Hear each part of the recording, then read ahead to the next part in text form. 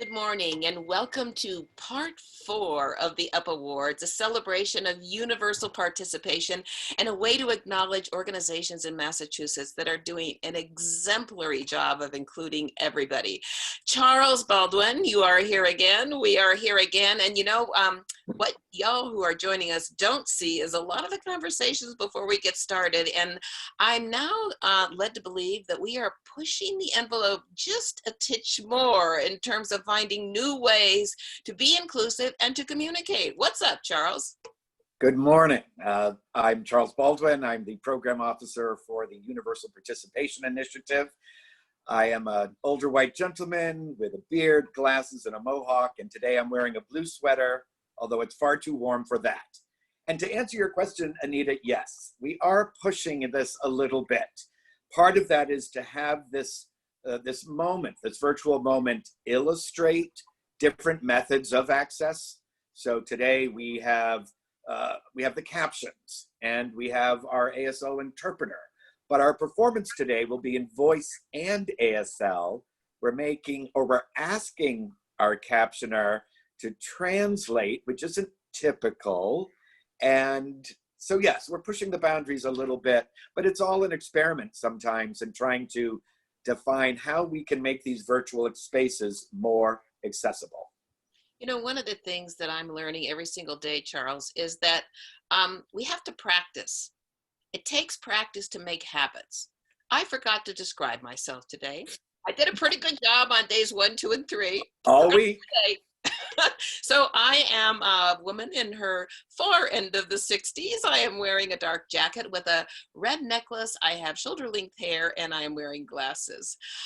Charles, you know, one of the things, and we have to acknowledge every day as we come together around this very important topic of inclusivity, that we are in a world that's struggling with it, an entire world and certainly a country. And one of the things that I'm thinking about that is a feature of the UP program and something that I'm seeing across the country that feels like an inflection point is a real sense of commitment. It's not a one march. It's not a one conversation. There feels like a sense of commitment and persistence now. It really does require that vision, that mission of really understanding the constructs that have marginalized people based on race or culture or language or ability. And this initiative that you've created here at the Mass Cultural Council, well, sometimes the movement may seem slow because in many times it's incremental to get it right. It's also experimental. The key thing is to listen to the voices on the margins, give them the opportunity to help make the change we're talking about. You said 2 words this morning that I'm going to now help myself to and start using over and over again, and that's fight perfection, because that makes us stand still. If we are afraid to move forward, if it's not going to be perfect, we don't go anywhere. So we're going to be doing a little fighting of perfection today, aren't we? A little bit, but again, with the agenda to help all of our listeners and viewers and anyone who's watching this after the fact understand that these virtual spaces are now more critically important than ever to hear the voices who are not in the room. So let's get started, because I know we have a lot of wonderful, wonderful performances and people to talk to today. And of course, what we're doing all week is we're celebrating organizations and honoring organizations who have done amazing work, who have taken a leap of faith, who are taking a risk, who are trying new things because they want to be inclusive. And today we're going to be learning more about 2 amazing organizations, ArtsEmerson and Wheelock Family Theater, which I know you know very well, Charles. And so shall we get started? I'd like to introduce Emily Rainai, I hope I said that right, Emily, to tell us more about Wheelock Family Theater.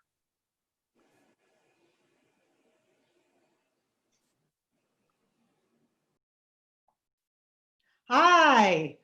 Yes, I am Emily Rainai. I use she, her, hers pronouns. I have medium-length brown hair, wearing glasses, and a gray shirt with tiny white spots. As we continue to fight for justice, visibility, and equality, we are especially honored today to be included as one of the Mass Cultural Council's UP Award finalists. Wheelock Family Theater at Boston University is dedicated to bringing the theatrical experience within the reach of every school-age child in the greater Boston area. Access and inclusion have been fundamental to Wheelock Family Theater since its founding in 1981. The Wheelock team believes that live theater transforms lives and that there should be no barriers to this transformative experience. Beyond offering 3 access performances per production, featuring ASL interpretation and audio description, Wheelock offers the following access points to every single performance: open captioning, enhanced listening devices, Braille programs, large print programs, a quiet room, fidget toys, and meet the seat opportunities. The theater space is physically accessible, and the box office staff takes care to ensure that audience members who use wheelchairs can sit with their friends and family. Wheelock Family Theater's Student Matinee Series, which offers reduced price tickets to schools on a sliding scale basis, conducts extensive outreach efforts to schools serving students with disabilities to ensure that every student's visit is safe and welcoming. A Wheelock teaching artist with a disability regularly visits classrooms to provide pre-show drama shops and post-show talkbacks. Meanwhile, the education staff and teaching artists host on-site tactile tours and provide study guides and social stories to extend the learning before the curtain opens and after it closes. All on-site education classes are inclusive, and the Wheelock teaching team actively collaborates with families on making any accommodations necessary to ensure the success of our students. Wheelock Family Theater has never turned a student away from our classes for inability to pay tuition, and annually offers over $100,000 in scholarships and tuition assistance, which is all to say that at Wheelock Family Theater, live theater transforms lives. We are passionate about the work that still needs to be done and grateful to our community and the Mass Cultural Council for pushing our boundaries toward a better tomorrow. Wonderful, wonderful. Thank you, Emily. Thank you. You know, one of the things that occurs to me as I'm listening to this is that inclusivity, I'm trying to make my video come on, but it's not working. But can you hear me, Charles? I can hear you. Okay. One of the things that occurs to me is that inclusivity is not just about what happens after the curtain comes up and when the curtain goes down. This is so comprehensive what you're doing, Emily. You're thinking about way before a person even arrives at the theater and how you're engaging before, during, after, and in between. How did you come to such a comprehensive approach? Well, it really was in our founding, and we are all grateful to our ancestors and forebears, Charles Baldwin among them, and 2 of our founders, Susan Kossoff and Jane Staub, for really learning and leading the way very early on. And we acknowledge that we are continuing to learn and need to listen deeply and be responsive to our ever-changing world and also to the needs of individuals. One of the things I loved, and this is a shout out, when we requested images for the slideshow so that you would all have your moment. Of course, above and beyond, Jamie Asniv at Wheelock Family Theater provided descriptions of all the images, which I hadn't asked for because, again, these 30 minutes, they're really tight. I'm asking for people to describe themselves, but I can assure you those descriptions will go in to the archived transcript just so they're there, because it was wonderful to see that once again, Wheelock had gone above and beyond. So thank you. Thank you. Congratulations, Emily, and thank you so much for sharing your story with us today. So Charles, shall we move on to our next honoree today, which is ArtsEmerson. And joining us now is Matthew Harrington. Welcome, Matthew. Hello. Thank you. Good morning. Good morning. My name is Matt Harrington. I'm the guest experience manager here at ArtsEmerson. I'm a white male in his early 30s. I'm wearing a white shirt. I'm wearing a black striped tie. My hair is brown and short right now. My eyes are brown as well. I have a small beard as well. To start, from all of us at ArtsEmerson, we'd like to thank so much the Mass Cultural Council for recognizing us today at the UP Awards, among other organizations doing incredible work for the access space. ArtsEmerson is committed to providing opportunities for everyone to connect with the stories they see on our stages. In line with the mission, we offer a variety of accessibility services to our patrons who are hearing impaired, deaf, blind, low vision, have ambulatory disability, or cognitive disorder, to make sure that they have every opportunity to engage with our work in as an optimal a way as possible. But access is only one way we approach our commitment to social justice and the never-ending work of undoing oppression and advancing equity. From day one, our focus has been transforming our city's violent history around race using art to challenge audiences to reflect on the injustices they see and to inspire them to take action, to speak out, and to stand up for equity in our communities, especially in moments like these. Today, in solidarity with Black Lives Matter and the global protests against police brutality, we ask you to take a moment to contemplate the additional challenges faced by Black members of the disability community. Let's strive to be more intentional as cultural institutions to see, hear, and amplify all intersections within our communities. There's still so much work to be done, but we picked a few photos from our 10-year history that encapsulate ways we have demonstrated our commitment to access and to raise that up and that raise up our allies from the community who have helped us design experiences that work for everyone.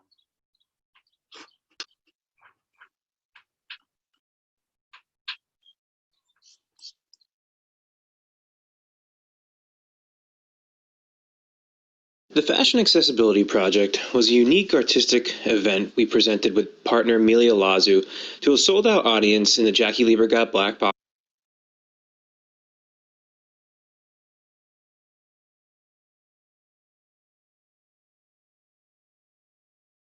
in 2017. Local fashion designers were paired with models of diverse physical and cognitive abilities to collaborate on custom-made garments in line with clients' needs and provide a creative outlet for clients to embrace fashion as a part of their identity. Members of the Access community attended the event and modeled the fashions on the runway. With the guidance and consulting support of Charles Baldwin, we were able to create an event that was fully accessible and inclusive of all abilities. We constructed an accessible runway, designed a seating plan that was flexible and comfortable for all audiences, and offered ASL interpretation and audio description services. We also worked with our partners at the HowlRound Theater Commons to live stream the event and provide technical assistance so people around the world could access this one-of-a-kind evening from the comfort of their own homes.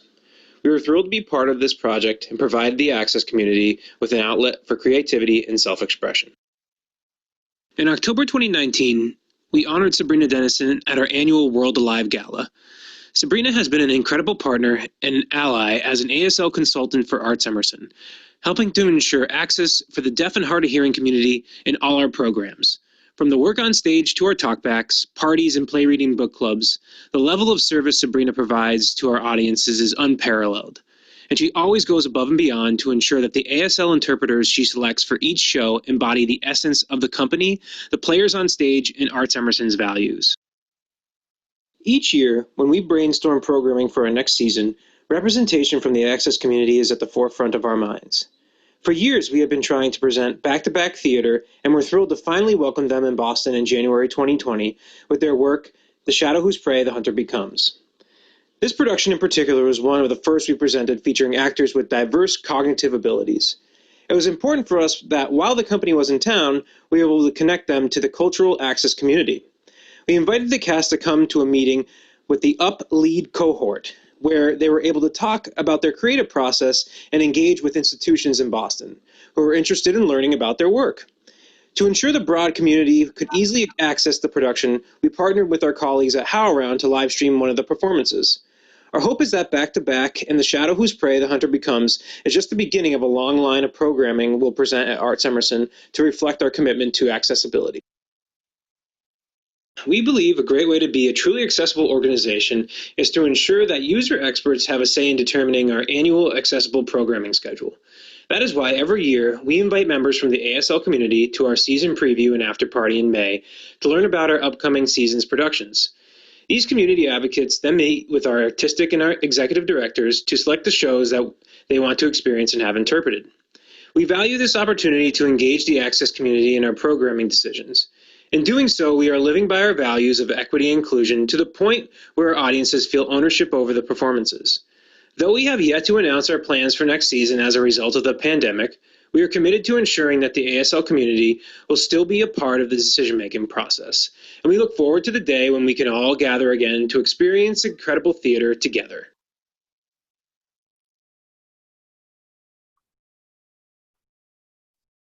Great. Before I conclude, I want to say thank you again to the Mass Cultural Council for this recognition and to our peers for this nomination. We are deeply humbled to have been considered among an exceptional and innovative group of organizations. In particular, I would like to thank our internal Access Working Group, Sarah, Jess, Ari, Brittany, and Craig, for always pushing us to innovate and discover new ways to be at the forefront of access in our sector.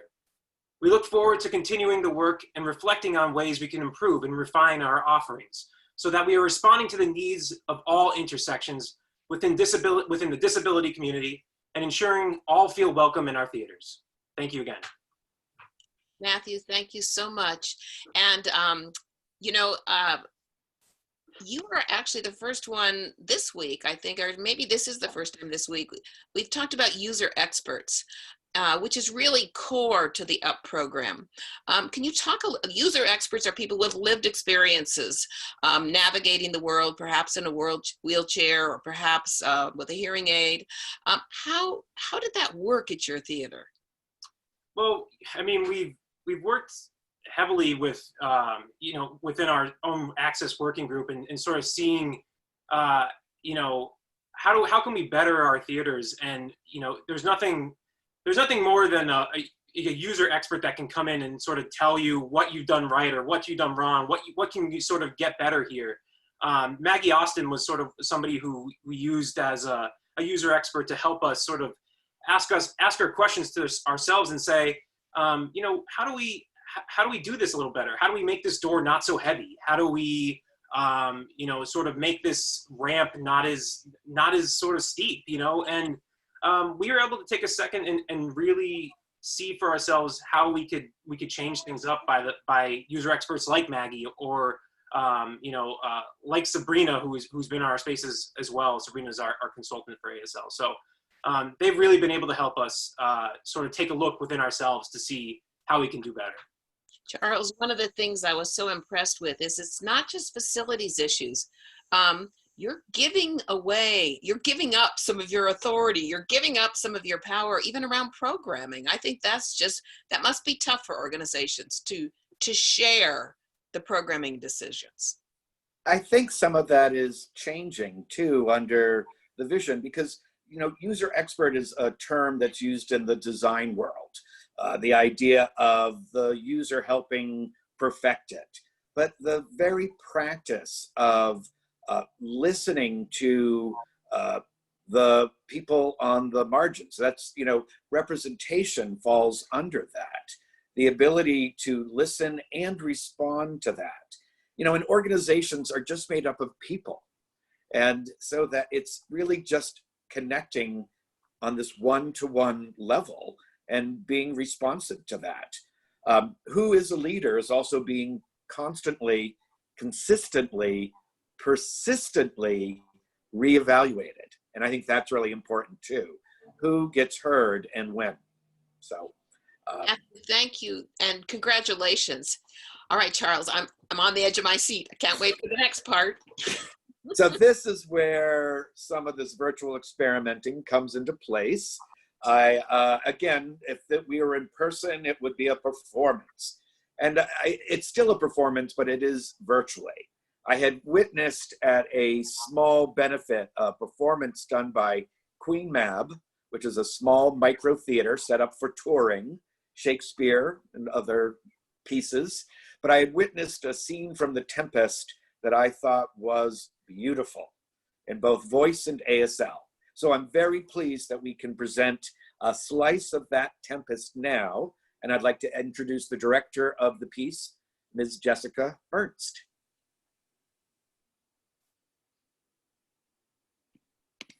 Thank you so much, Charles. And thank you to the Mass Cultural Council for having us today. My name is Jess Ernst, and I'm the director of The Tempest for Queen Mab, a micro theater. I use she, her, hers pronouns, and I am a white woman in her early 30s with brown hair in a bun and wearing a sleeveless pink dress.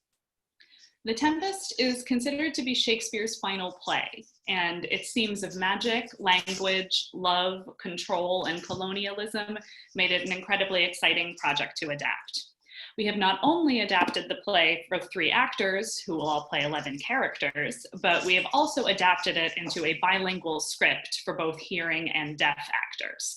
It incorporates both Shakespeare's original text as well as sign language. Hold on a second, there's a odd sound happening, and I want to make sure it's not coming from me. It does not appear to be. Pardon me. So we've created a beautiful bilingual script that incorporates Shakespeare's original text alongside translated sign language. Kristen Johnson is our director of artistic sign language, and she has translated all of the character of Ariel's lines into sign, as well as multiple individual lines for other characters. Not only does this give us an adaptation that is accessible to both hearing and deaf communities as both audience and artist, it allows us to explore language as a theatrical and thematic tool in a very rich and exciting way. We are able to explore spoken language and physical language and celebrate the unique expressive powers of each tool. So before we share our scene with you today, I'm going to give you a little summary. Our story begins with a magical storm off the coast of a small island. Prospero, the former Duke of Milan, who was shipwrecked there with his young daughter Miranda 12 years ago after being overthrown by his brother Antonio, has used his magical powers and the spirits of the island to call up a storm to wreck the ship that is carrying his treacherous brother and his co-conspirators and bring them to Prospero's island for revenge. Those co-conspirators include the King of Naples and his son, Ferdinand. The shipwrecked nobles are separated around the island and variously led astray, tormented by spirits and visions sent by Prospero. Ferdinand and Miranda meet and fall in love. Prospero's slave, the island native Caliban, plots with 2 shipwrecked servants to overthrow Prospero, and eventually Prospero directly confronts the nobles, all of whom have thought him to be dead for the past 12 years. The King of Naples repents of his role in Prospero's overthrow. The families are reunited, and Prospero forgives his brother Antonio. Prospero grants his favorite spirit, Ariel, his freedom, and all prepare to leave the island and return to Italy. The scene we're sharing today is from the beginning of the play, in which Prospero summons Ariel to report upon the success of the magical storm and shipwreck, and then plan their next steps. Prospero is played by Vincent Ernest Siders, who is a tall, statuesque African-American man, middle-aged, with a salt and pepper beard and long dreadlocks. He wears a long flowing cloak, which broadens his shoulders and matches the color of his beard. Ariel is played by Elbert Joseph, a young Caribbean-American man with short black hair, seated at a brown table and wearing a white collared shirt. Prospero's lines are spoken and Ariel's lines are signed. Without further ado, hold on one moment, please. Let me set something up real quick. Make sure we're ready. Excellent. Without further ado, I am honored to present The Tempest.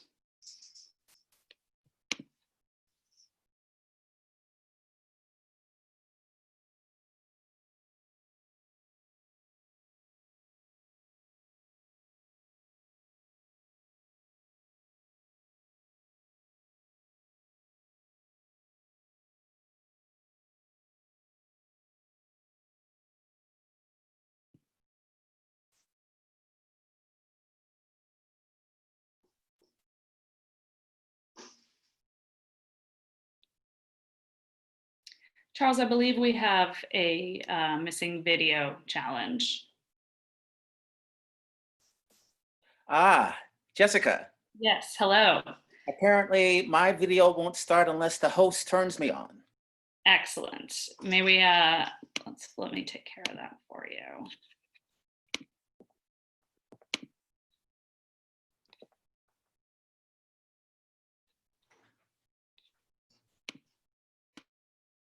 Come away, servant, come.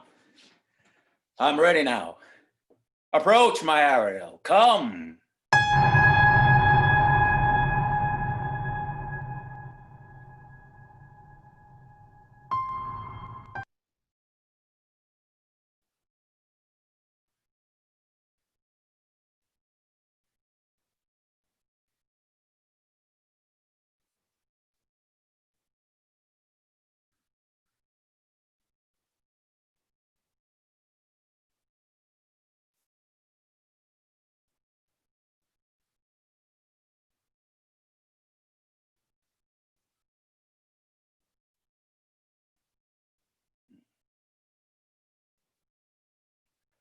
As thou, spirit, perform to point the tempest that I bade thee.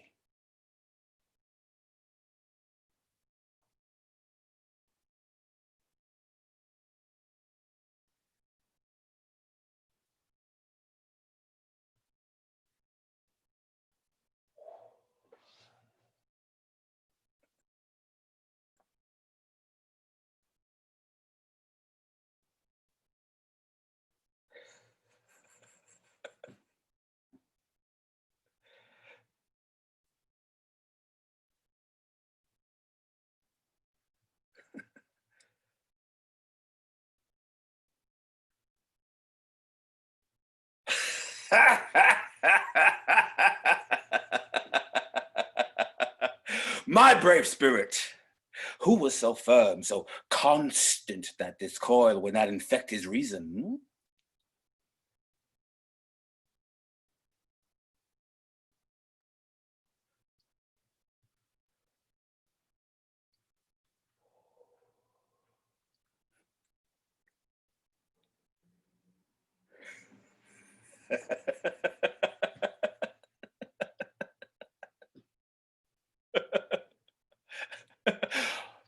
But are they, Ariel, safe? Hmm?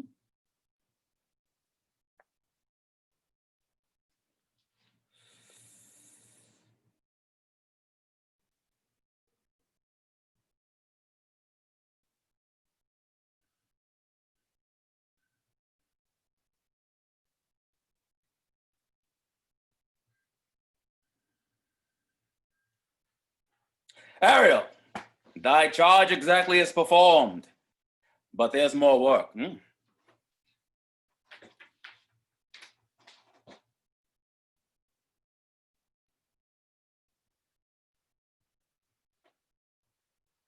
How now, Moody?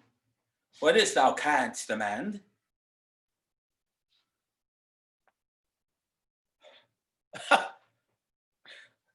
Before the time be out? No more.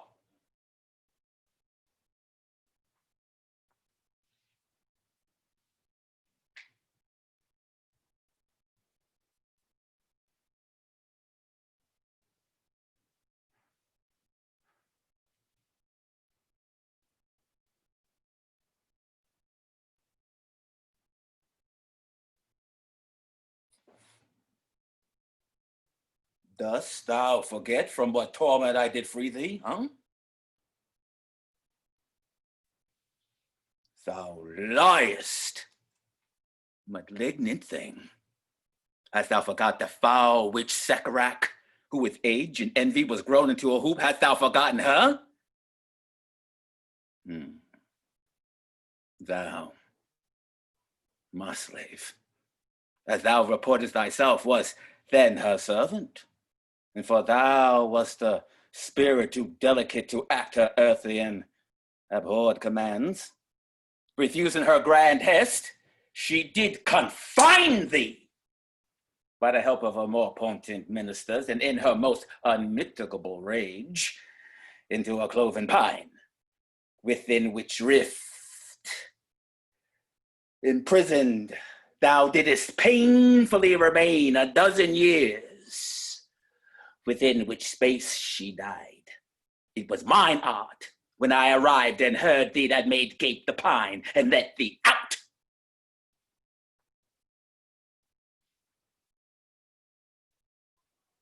If thou more murmurest, I will rend an oak and peg thee in its knotty entrails till thou hast howled away 12 winters.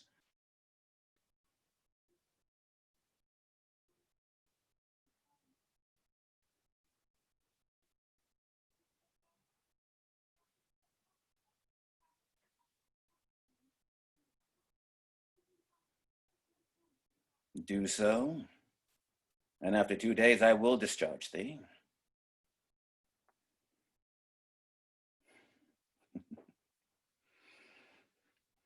Go, make thyself like a nymph of the sea. Be subject to no sight but thine and mine, invisible to every eyeball else. Go, take this shape, and hither come in it. Go, hence, with diligence.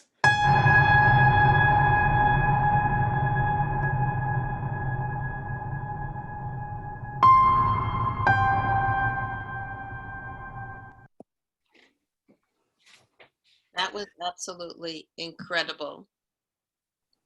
Are you there, Charles? I am. Jessica, Vincent, Elver, excellent. I have to say that experience is unlike any I've ever seen. And you know what? It was a learning experience for me because honestly, I forgot to turn the captioning on my computer at the very beginning. But what an incredible, not only acting, what an incredible performance. Let's just start with the basics, but well done. And I was reminded, Jessica, why this appealed to me so much. I know that Vincent and EJ have worked together, and at the time, it was all in the performance that translated the message. And I'm very appreciative of your work today, the actors, and our captioner for allowing that to happen without a voice translation. And the way you played with the screen and foreground and background, and beautiful, beautiful. Thank you. Congratulations. Thank you so much. What a perfect addition to our Up Awards. Thank you very much. And I just want to thank our fabulous actors one more time, Vincent and EJ. And I would love to give them a chance to come on video and take a quick curtain call if that's acceptable. Oh, if we can figure out the buttons, yes. There we have Vincent, and here comes EJ. Excellent. How do you, now this is applause, but how do you take a bow in the virtual environment? It's like you take it in the real environment. Excellent. Thank you so much. Thank you. I know Shakespeare at 11 a.m. isn't necessarily for everybody. I was delighted to get a part of it. And this is all part of the Universal Participation Initiative's idea around how can we model accessible features in these virtual spaces. It's not an easy third space for artists and creative practitioners to manipulate, but that's what I'm so interested in seeing. So we think about pace, we think about communication, we think about description, translation, multiple languages. And so in this 35 minutes, we've done a little bit of all of that. So thank you. And you know, the best practices are being written as we speak and being written right here on our Up Awards program. So tomorrow's a big day, Charles. Very big day tomorrow. And everybody has to join. The suspense, the excitement builds as we reacquaint ourselves with Abilities Dance, ArtsEmerson, Discovery Museum, Tower Hill Botanical Garden, and Wheelock Family Theater. These are all honorees, incredible examples of inclusion. But one of them tomorrow will receive a special $10,000 investment from the Mass Cultural Council to continue their work. But can't tell you who it is. Not till tomorrow. So tune in tomorrow. It's like a cliffhanger. Yeah. Yeah.